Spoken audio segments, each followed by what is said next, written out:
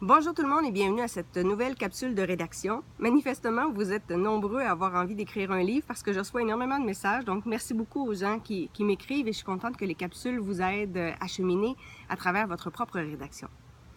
Aujourd'hui, on va parler de comment on crée un personnage.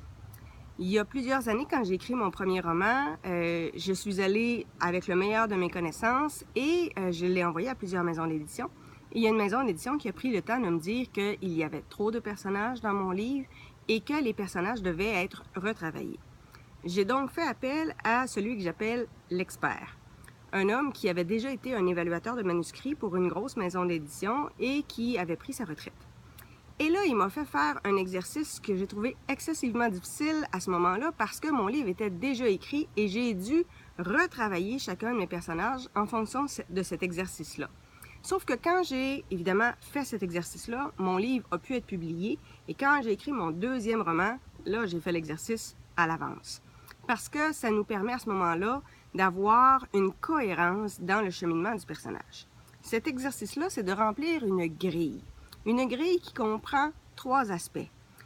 Toutes les caractéristiques physiques de chacun de vos personnages, toutes les caractéristiques psychologiques des personnages et tout ce qui est l'histoire, l'enfance et toute la partie antécédente du personnage. Dans les caractéristiques physiques, bien évidemment, on veut savoir c'est un homme, c'est une femme, il a quel âge, il a quelle grandeur, il y a des cheveux de quelle couleur, les yeux de quelle couleur, la peau de quelle couleur, y a-t-il une barbe, y a-t-il des lunettes, est-ce qu'il boite d'une jambe, donc l'ensemble des caractéristiques physiques. Et ça va être important de voir si du début à la fin de l'histoire, il y a des modifications dans ces caractéristiques physiques. Dans les caractéristiques psychologiques, évidemment, c'est quoi son caractère, c'est quoi ses défauts, c'est quoi ses qualités, est-ce qu'il a des manies, est-ce qu'il a des peurs. Dans les caractéristiques physiques, ça me fait penser, est-ce qu'il a des maladies, est-ce qu'il a des allergies, est-ce qu'il a des difficultés particulières. Donc, ça va vous permettre de venir pimenter, d'ajouter des éléments à votre personnage. C'est très important que votre personnage ait des défauts auxquels le lecteur va pouvoir s'identifier. Parce que souvent, la première erreur d'un romancier, c'est d'avoir des personnages qui sont trop parfaits. Donc, ils fonctionnent très bien, ils se débrouillent dans n'importe quelle situation, mais le problème, c'est que le lecteur ne s'identifie pas à un personnage qui est trop parfait. Donc, ça nous prend un personnage qui a des faiblesses, qui a des lacunes, et que, de prime abord, on n'est pas convaincu qu'il va réussir à s'en sortir. Pensez au Seigneur des Anneaux. Frodon, au départ, c'est un petit hobbit qui n'a pas beaucoup d'habileté de combat, qui a peur de bien des affaires et qui va devoir se retrouver avec l'anneau puis aller le porter dans le Mordor. Donc, de prime abord, on n'a pas l'impression qu'il peut réussir sa quête. Harry Potter, c'est la même affaire. C'est un enfant tout petit qui ne sait même pas comment ça se fait que Voldemort n'a pas réussi à le tuer. Donc, on est dans un enfant qui apprend, qui est enfermé dans un garde-robe, qui se fait écœurer par les amis. Donc, c'est quelqu'un de timide qui a de la misère à prendre sa place. Donc, ces défauts-là permettent au lecteur de s'identifier à lui. C'est important d'avoir une psychologie du personnage qui est intéressante. Si vous voulez aller plus loin au niveau de la psychologie des personnages, je vous invite à lire des auteurs qui, évidemment, sont en psychologie. Je pense, entre autres, à Boris Cyrulnik. Là, j'ai Un merveilleux malheur, mais il y en a plusieurs autres qu'il a publiés. Ça vous permet de mieux comprendre la psychologie et les pensées des gens. Évidemment, Carl Gustav Jung, qui était un des élèves de Freud. Si vous avez un personnage qui est un manipulateur, évidemment, Isabelle Nazaraga. Pour mieux comprendre le cheminement des gens, évidemment, les livres de Guy Corneau. Si votre personnage est un tueur en série, mais évidemment, Nadia Fezzani, qui avait écrit Mes tueurs en série, et un des experts très connus, Stéphane Bourgoin. Là, je vous laisse une brique, celui-là, mais il y en a plusieurs autres du même auteur. Donc, prenez le temps de développer la psychologie de votre personnage. La troisième partie, c'est la partie de l'histoire du personnage et de ses antécédents. Votre personnage, il est né où? Il a passé son enfance où? À la ville? À la campagne? Est-ce que ses parents sont encore en vie? Y a-t-il des frères? Y a-t-il des sœurs?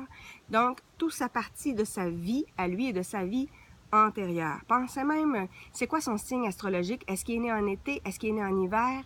Donc, essayez d'avoir le plus d'informations possible parce que si vous avez, par exemple, à écrire une série, à ce moment-là, ce qui est arrivé dans l'enfance, vous allez pouvoir le rajouter Et si vous le développez avant, bien, ça va avoir le temps de se tenir. Alors que si vous essayez de développer votre personnage en même temps que vos romans, bien, il y a des affaires que ça va paraître pour le lecteur que ça a été ajouté par la suite.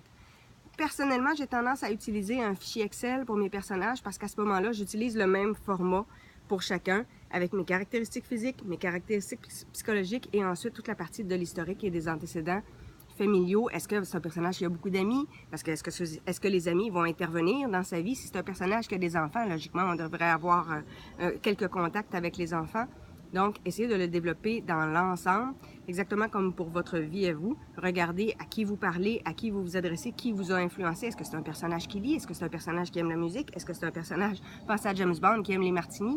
Donc, d'essayer de trouver plein de petites caractéristiques comme ça à l'avance. Parce que si vous le mettez dans un fichier, vous allez voir si c'est cohérent comme caractéristique, si ça se tient, et si c'est utilisable dans un roman. Et ça se peut que ça ne le soit pas pour tout de suite, mais que ça le soit pour plus tard. Quand j'avais développé le personnage de Catherine Deschaines dans L'Ange gardien du samouraï, c'est un personnage pour lequel j'avais fait cette grille-là. Et aujourd'hui, je travaille sur 2 autres romans avec ce même personnage-là. Il y a des choses que je n'avais pas utilisées dans le premier roman au niveau des caractéristiques, mais elles étaient là. Et c'est cohérent avec ce livre-là. Donc, c'est sûr que quand je vais finir mes autres livres, ça va être en lien avec celui-là aussi. Et ça va se faire tout seul parce que le travail a été fait à l'avance et le lecteur n'aura pas l'impression que c'est rajouté de nulle part. Il faut se rappeler que quand on écrit un roman, il y a des bouts qu'on va en couper, il y a des bouts qu'on va en rajouter, puis des fois, en tant qu'auteur, on ne se souvient pas nécessairement de ce qu'on a ajouté et de ce qu'on a coupé, surtout si on a écrit le roman plusieurs années auparavant et on l'a travaillé beaucoup. Moi, le premier roman, j'en ai coupé des chapitres entiers et après, il a fallu que je revérifie qu'est-ce que j'avais coupé, qu'est-ce que j'avais gardé, parce que quand il vient le temps de travailler sur la suite, bien là, évidemment, on se replonge dans l'univers qui a été uniquement publié et non pas dans tout ce qui a été travaillé.